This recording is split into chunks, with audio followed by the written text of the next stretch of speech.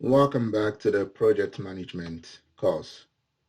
In looking at the fundamentals, we will continue with the knowledge area, project stakeholder management. Basically, in a project management world, you have a lot of people you discuss with or communicate with that are involved in your project. So one of the things you want to be able to do is to be able to identify those stakeholders or people. You also want to be able to know what their expectations are and how they influence your project. And with that, you need to be able to develop some strategies to work with these stakeholders and executing your project in a way that works for you. And this would also mean frequent communication is required with stakeholders. So we talked about how you set up communication in different ways. This is also one of the main points why communication is important and vice versa. So the first thing you want to do in managing your stakeholders is to first identify them, then based on their expectation, prioritize them, and then engage them in the different ways that you plan, and plan that engagement first, and then manage the stakeholders based on your plan. See what it's like based on their responses and how they give you feedback. And then you can continuously improve the way you align or manage or communicate with them. And you continue in that loop in that way. So in doing stakeholder engagement, in identifying them, you first need to know which individual stakeholders and what they represent, and create a stakeholder list in terms of which tasks you need.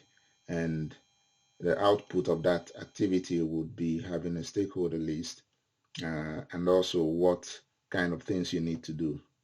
In assessing the stakeholders, you need to conduct high-level stakeholder assessment and also prioritize your stakeholders and develop a stakeholder map.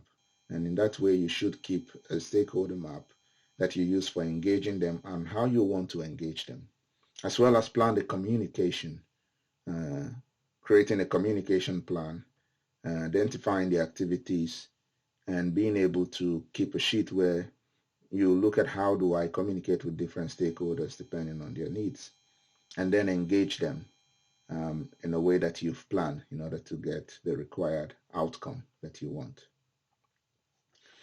So basically, when you look at stakeholder mapping, it's just an exercise you do to help you determine who your stakeholders are. So when you look at your stakeholder mapping, you can basically map them in 4 different ways.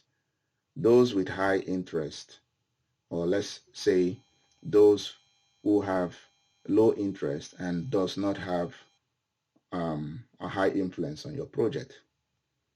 And you can just provide them essential information and less contact, but keep them informed. And those with low interest but high influence, they will impact your project. Therefore, you need to monitor them regularly and anticipate what they need in order to manage them. Those with low influence but high interest, you need to inform completely what is going on, and you can also monitor them closely. And those with both high interest and high influence, you really need to engage and keep satisfied. And in that way, by applying the processes of stakeholder management, you can basically manage them at each level. So that's why it's important to identify them, to plan how you're going to engage them depending on which level they fall in terms of how much influence they have and how much interest they have. And then really engage them in the way that you've planned. Monitor them, make sure you control the situation to make sure that you can keep them happy and they can contribute to the success of your project. Thank you, and I'll see you on the next video.